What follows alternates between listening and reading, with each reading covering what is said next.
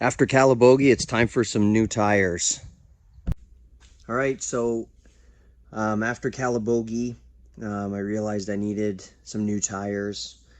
So while I pulled the tires off, as you can see, I got the Kenda Equilibrium on there. I heard great things about it. It's DOT approved.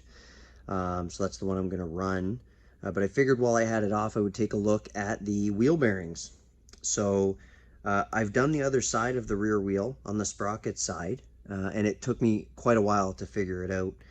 I definitely didn't want to do any damage to the seals. So we're going to run through this side, and I'll just show you guys how I did it, because it wasn't as simple, it wasn't as easy as what I found online. I needed to use a couple of different tools so that I didn't damage the seal. So first thing you got to do is, yeah, of course, pull that piece off. Now as I pull the pieces off, I like to pull them. So one of the spacers, I like to pull them off and basically wipe them down right away. So it was very, very dirty. It's still not perfect, but anyway, so give it a bit of a wipe down before we move on to the next part here. So again, this is a 2019 Beta 390 RRS. I'm assuming it's going to be very similar to other Betas, if not most other dirt bikes, but we shall see. So the next tool you need is going to be a big screwdriver or something with a flat tip. The bigger the better, because what you want to do is come at this top seal here at an angle, get it all the way in and under until it hits the metal, and you want to keep pressure on it and just start slowly working. Just start working it out. Okay, you can kind of feel it give actually in a few different spots here, and there it goes. Okay, so I worked it around a little bit. It comes out, it's in pretty good shape, so I'm going to reuse all this stuff. My intention here is to not have to buy new pieces, so I'll reuse all these pieces here.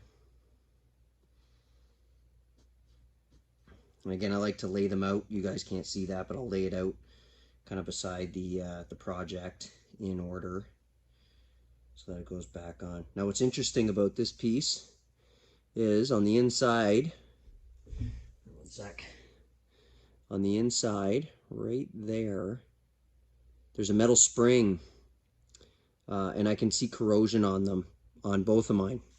So what I'm gonna do is I'm really gonna work this piece with a corner of a rag and get kind of down and in here and try and get it cleaned out and get all the moisture out. Now you can pull the spring out. It does pop out, and it pops out fairly easy, but you can see like that. Oh, look at all that, it's coming out of there. That's not just grease, there is moisture in there from Calabogie and from other rides.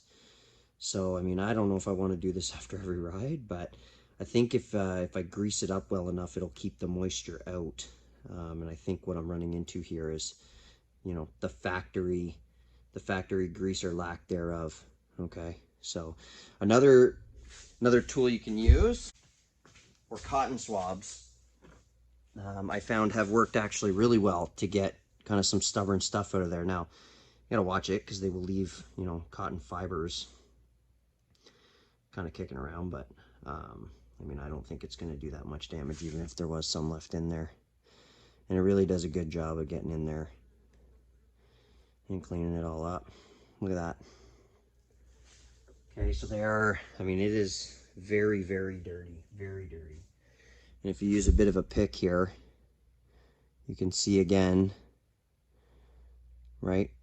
There's that spring. You can pull the spring out, give them a wipe, get right in there, get everything out of this seal on both sides, because it's also dirty on this side as well, before we move on to the rest of the project. Okay, so for the wheel bearing on the one side, there is a spring retaining clip. Now, apologies, because I wanted to work it and try and get it off before I filmed getting it off. So what I ended up having to do is that fits right in here. It's only on the one side, so the other side was much easier. But with that spring clip on there, really I needed to break it free first. So I used a little punch, and I just fit that on an angle inside each one of these holes and gave it a couple of taps with a hammer, and it just, all it did was break it free. It didn't release it, it just broke it free in its groove. And then I used a very small set of these spring retaining clip or circlip pliers, and this is a small set, and it fit just barely inside and just gave me enough leverage to break it free. And then once I had them compressed, so I had them compressed in here, I just put a little screwdriver in and just popped it up, and then it kind of flung out at me, but it's out. So the next step, which also can be a bit of a pain, what I've done is I've got a couple of different kind of picks here. I'm not sure which one I'll use yet. And then these little screwdrivers, because now we got to get the seal off the bearing so we can grease it up. Now for the betas, I don't know if there's a difference between other bikes. A lot of videos I found said go around the outside edge of this seal here, right here. I actually found it easier to go on the inside edge. And so what I do with the very smallest one is I get right in here. Let's see if I can move this. Is I get right into this inside edge here, and I just kind of go around. You can see it's moving the seal. Okay, nice and gentle. Just kind of breaking that seal a little bit here. So around like that.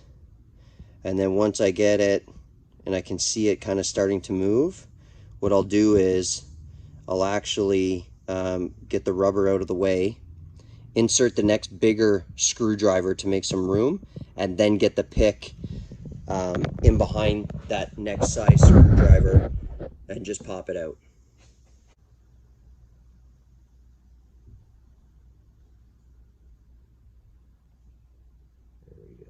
There we go. And then it just, so a little bit of downward pressure just to make sure that you're up underneath kind of the hardest part of the seal here. And then you just gotta work it. There we go. And it's out. And it's pretty rigid. You can see it's factory grease in here, which is an issue. I don't think it's very good grease, but we're going to put some actual wheel bearing grease in there. I give the seal a good white. And then inside it's all like white clear grease. I don't worry about trying to get rid of it all. But what I found works really well is I have a rubber-ended screwdriver here like this. It fits kind of right in where the axle goes, and then I can actually rotate the bearings. So there, now I'm rotating the bearings. You can see them rolling around. Get in there again. Just trying to get that old grease out. Now I go pretty liberal here. I'm about to go pretty liberal on the wheel bearing grease, which I use just wheel bearing grease. Pretty easy stuff. You know, I've got it basically cleaned out everywhere. I'm gonna make sure, I'm gonna even leave some grease in that retaining clip groove as well, because I can see there's a little bit of corrosion starting in there. So I put a bead around, and then I get messy and I use my finger to press it. So then I kind of press it as much as I can. I mean, I'm actually putting pressure on that grease to squeeze it in to the bearings. And I got lots of excess grease here, but that's okay. Just working it around. I'm not going to take the bearings out. I know that's an option as well if you really wanted to do a number on them. But, and then I'll just wipe that off. Grab my trusty screwdriver here, get some of that grease out of the center where the axle is. And we will just, there. You can actually feel the difference with how that is rotating right now. Beautiful. Okay, there, good to go. A little bit extra grease, do it one more time, we'll just press it. Just trying to actually force it down into the bearings. Seems to be working. Okay.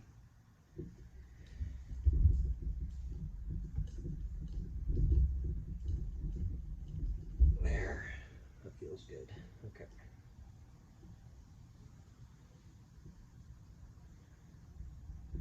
All right. Now I'm going to, I like to have a little bit of extra grease. So when, because you're going to put the seal on here again, now that I've wiped that seal off. So the seal can actually help force grease in there. And I didn't have a problem with it fitting on the other side. It popped right in. Now what I use for that seal, this is a 32mm socket, and it fits perfect right here. Right, so I got the seal that I started to do a number on, trying to get out with the spring clip retaining pliers. That's okay. It's pretty rigid. So anyways, pop that in. You can actually feel this go into place. I mean, you can press it with your finger, and you can feel it. Okay, so then, but what I like to do is just place that right over, fits it perfectly, and again, you can almost feel it almost snap into place. There we go, and you can see the grease kind of squeeze out on the sides here. There. Once around with my finger just to make sure that it's lined up with all the faces. There. There. Perfect. Okay. So that looks good. Now to get that retaining clip back in. I don't know how this is gonna go. Okay, I just changed up I have 4 different heads for this, so I went with a straight head, and basically beer can grip like this, forced it down into that clip, and now I have it working it in, so it's moving down here. So now the trick will be to make sure and see if I can't get it to get down into that groove. Okay, so that, I think, went into the groove there on that side. There we go.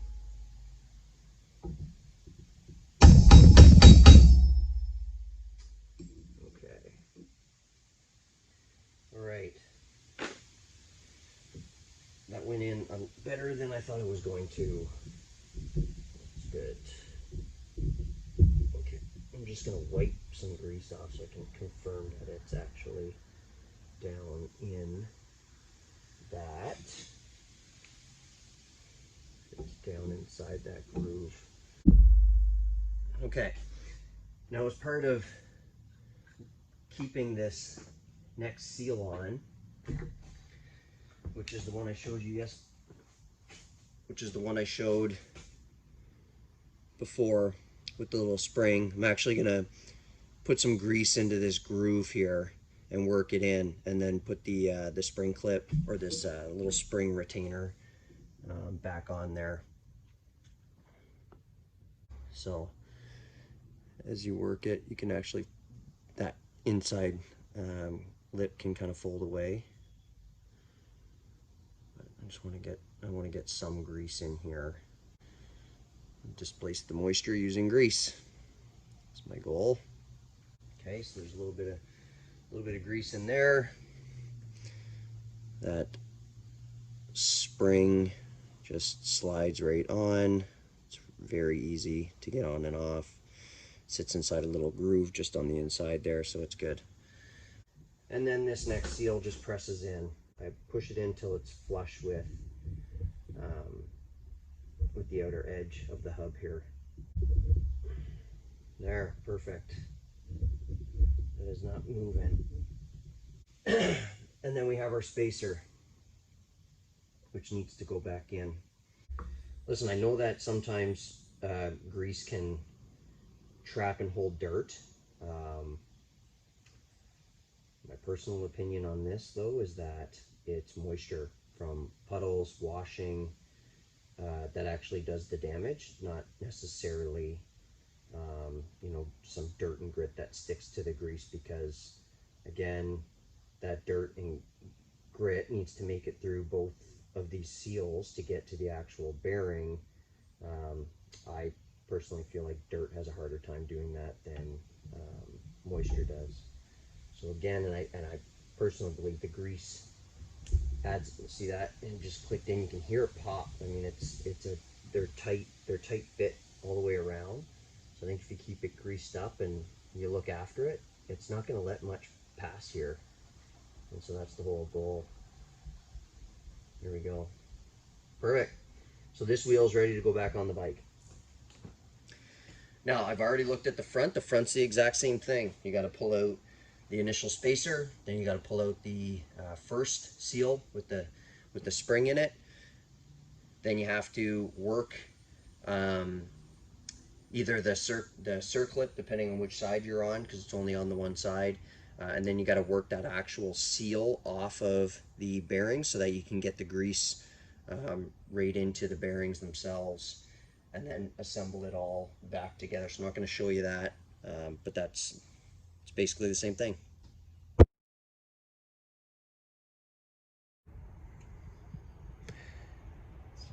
All right, so here we are a week after Calabogie. I've got my new Kenda Equilibrium on the rear, a new Kenda Ibex on the front. Went with heavy duty tubes. We're gonna give that a go.